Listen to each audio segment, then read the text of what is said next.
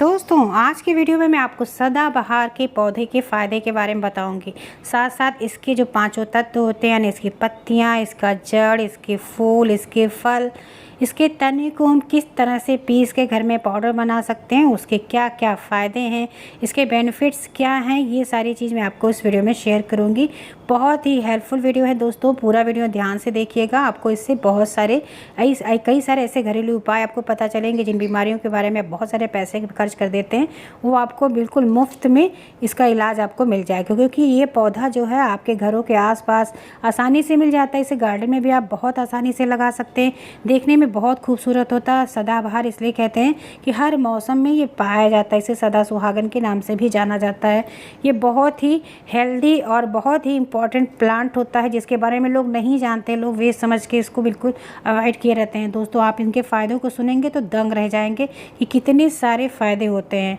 तो चलिए लेट ना करते हुए मैं आपको बताती हूँ इनके फ़ायदों को। सबसे पहले मैं आपको बताऊँगी कि इसके पंचांग को कैसे बना सकते हैं। इसका पंचांग बनाना थोड़ा सा टफ है, क्योंकि इसको ज़्यादा क्वांटिटी में आपको इकट्ठा करना पड़ेगा, तब आप बनाएंगे। मैंने भी अपने गार्डन में जो थोड़े बहुत प्लांट थे, उनमें से जो छोटे छोटे थे उनको तोड़ के वॉश करके अच्छे से मैंने बनाया है। बहुत थोड़ी क्वांटिटी में बना हुआ है, लेकिन आप इसे ज़्यादा भी, अगर आपके पास ज़्यादा है ये पौधा, तो आप इसे ज़्यादा मात्रा में उसी हिसाब से बनाएंगे जैसे मैं आपको बताऊँगी।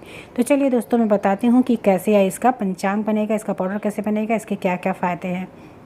तो दोस्तों देखिए, मैंने इन सब जो प्लांट था उसको तोड़ के इसके फ्लावर को देखिए 2 से 3 मुट्ठी में फ्लावर मिल गया था। इसकी पत्तियां 2 से 3 मुट्ठी मैं ले ली थी, और इसके जो स्टेम है, यानी 2-3 प्लांट छोटे छोटे थे, उनको मैंने अच्छे से वॉश किया। उसके जड़ को भी देखिए, यहाँ पे आपको रूट भी दिख रहा है, उसको भी अच्छे से पानी में 2 से 3 बार धुला। देखिए रूट है थोड़ा सा टाइट होता है, तो ये जो सॉफ्ट प्लांट होता है ना, तो उसका रूट आसानी से, पहले जब आप इसको तोड़ते हैं ताज़ी पेड़ को, तभी आप इसे चाकू से छोटा छोटा काट लिया करिए, नहीं तो बाद में पीसने में दिक्कत होती है।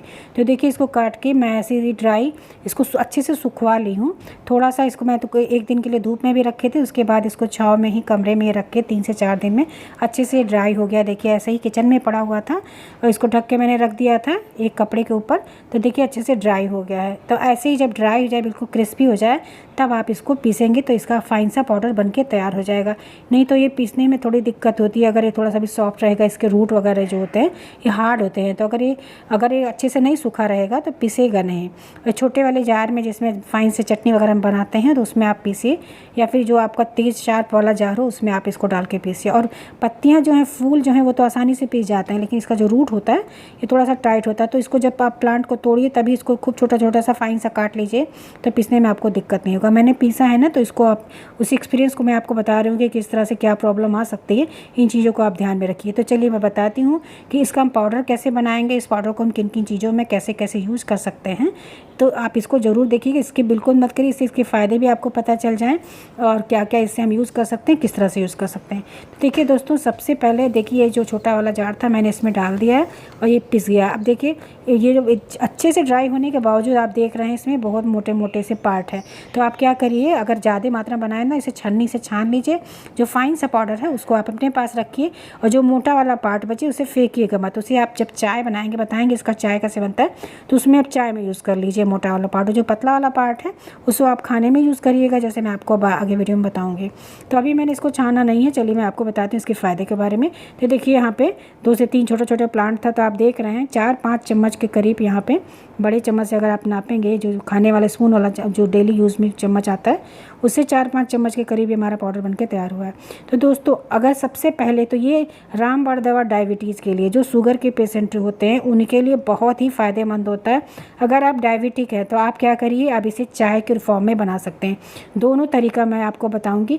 सबसे पहले तो आप क्या करिए, अगर आप डायबिटिक हैं तो सुबह शाम इसका 1/4 चम्मच, इसका जो पाउडर है 1/4 चम्मच, छोटे वाले चम्मच से, अगर आप छोटा स्पून है तो आप 1 छोटा चम्मच यूज़ करिए, और जो खाने वाला चम्मच होता है उससे 1/4 चम्मच आप ये पाउडर लीजिए। और आप गुनगुने पानी से या फिर नॉर्मल पानी से, गर्मी का सीजन है तो सुबह आप खाली पेट ले लीजिए, एक बार रात में ले लीजिए। आप देखेंगे कुछ ही दिन बाद, 2-3 महीने अगर आप लगातार इसको लेंगे, फिर आप अपना डायबिटीज़ चेक कराइए, आपको खुद ही बहुत ही मिरेकल सा रिजल्ट मिलेगा कि आपका डायबिटीज़ कितने धीरे धीरे नॉर्मल होने लगता है, और कुछ दिनों बाद दवाइयाँ भी छूट जाती हैं। ये शुगर के लिए तो रामबाण दवा है। आप इस तरह से इसके पंचांग को बना के यूज़ करके देखिए।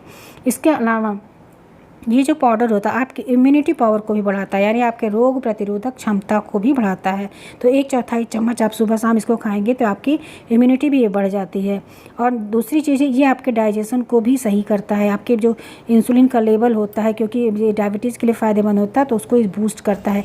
हमारी जो उपापचय यानी हमारी जो पाचन क्रिया उसको भी ये बूस्ट करता है।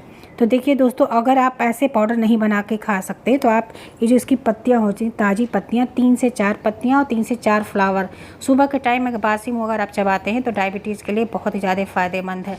3-4 पत्तियाँ अगर आप रोज़ खाते हैं तो शुगर धीरे धीरे आपका जड़ से ख़त्म होने लगता है। और नेक्स्ट फ़ायदा मैं दोस्तों बताने जा रही हूँ, बहुत ही चमत्कारिक और आजमाया हुआ चीज़ है। अगर कहीं भी कीड़ा काट ले, जैसे कि हड्डा है, ततैया है, इस तरह से चींटे वगैरह काट लेते हैं तो वहाँ बहुत तेज़ी से जलन और सूजन आ जाता है। तो वहाँ पे आप क्या करिए, जो सदाबहार की पत्तियाँ हैं 3 से 4 पत्तियाँ लीजिए, उसका पेस्ट बना के उस स्थान पर अगर आप लगाते हैं तो उसका सूजन, दर्द और जो जहर होता है उस इंसेक्ट का, वो पूरी तरह से एब्जॉर्ब कर लेता है। आपको तत्काल ही आराम मिलता है। बहुत ही फ़ायदेमंद चीज़ है। इसके अलावा दोस्तों, ये जो सदाबहार की पत्तियां होती हैं, कहीं भी घाव हो जाते हैं, जो घाव जल्दी सूख नहीं रहे, वहाँ पे भी अगर आप इनकी पत्तियों और फूलों को पीस के, या जो मैंने पंचांग बनाया उस पाउडर को हल्का सा आप इसको शहद में या पानी में घोल के अगर आप उस घाव पे लगाते हैं तो घाव भी धीरे धीरे सूखने लगते हैं। तो ये बहुत ही चमत्कारिक पौधा है। इसके पत्तियों को आप ऐसे ही डायरेक्ट कहीं भी कट गया है, छिल गया है, तो वहाँ पर भी अगर पीस के लगाते हैं तो ये घावों को सुखाने का काम करता है। इसके अलावा दोस्तों, ये हमने जैसे बताया कि डायबिटीज़ के पेशेंटों के लिए बहुत फ़ायदेमंद है। 3 से 4 पत्तियाँ रोज़ सुबह उठ के चबाइए। उसके साथ साथ इसके फ्लावर को भी 3 से 4 ले लीजिए और सुबह सुबह बासी मुँह आप इसे चबाया करिए। कुछ ही दिन में आप देखेंगे आपके जो शरीर के अंदर जो टॉक्सिन्स जमा होते हैं, यानी कोलेस्ट्रॉल, जो बैड कोलेस्ट्रॉल होते हैं, उनको भी ये निकालने का काम करता है। यानी शरीर के अंदर की सफाई करता है। जो भी हमारे ब्लड के अंदर अनप्योरीफाइड पदार्थ होते हैं यानी टॉक्सिन्स होते हैं, उनको भी ये काट छाट के बाहर करता है। तो इस तरह से जो पाउडर हमने बताया, अगर 1/4 पाउडर आप नियमित रूप से सुबह या शाम में लेते हैं, एक टाइम ही लिया करिए। अगर आपको कोई बीमारी नहीं है तो शरीर के अंदर कभी भी आपकी गंदगी या टॉक्सिन्स नहीं होंगे, क्योंकि जब हमारे ब्लड में ये अनप्योरीफाइड जो चीज़ें होती हैं और जमा होने लगती हैं, तभी हमारा कोलेस्ट्रॉल लेवल बढ़ जाता है। हमारे हार्ट की बीमारी होती है, हमारी किडनी की बीमारी होती है, लंग्स की बीमारी, ये सारा इसी वजह से होता है जब हमारे ब्लड में गंदगी जमा होने लगती है। तो ये ऐसी चीज़ है जो हमारे ब्लड के अंदर के गंदगियों को साफ़ करता है और जिससे हमें बीमारियों से बचाता है। तो आप इस तरह से इन पत्तियों को, इन फूलों को, इसके पंचांग को बना के यूज़ कर सकते हैं। अब इसका चाय कैसे बनता है दोस्तों, चाय को मैं आपको अगले वीडियो में बताऊंगी, क्योंकि वीडियो बहुत लंबी हो जा रही है। इसके फ़ायदों को भी मैंने बताया दोस्तों। साथ साथ मैं बताना चाहती हूँ कि अगर किसी चीज़ के फ़ायदे होते हैं तो उसके साइड इफ़ेक्ट भी ज़रूर होते हैं। तो आप इन बातों का ध्यान रखिए। अगर कोई प्रेगनेंसी है, प्रेग्नेंट लेडी, उसको इन पंचांग का या फिर सदाबहार का या किसी भी आयुर्वेदिक चीज़ों का बिना डॉक्टर के परामर्श के इसको यूज़ नहीं करना चाहिए। तो आप अगर प्रेगनेंसी में हैं तो आप इसे बिल्कुल ना यूज़ करिएगा। साथ साथ अगर आपका शुगर लेवल बहुत ज़्यादा डाउन हो तो भी आप नहीं यूज़ करेंगे इसको। ब्लड प्रेशर की समस्या है तो बिना डॉक्टर के रिकमेंड के आप इसका यूज़ नहीं करेंगे।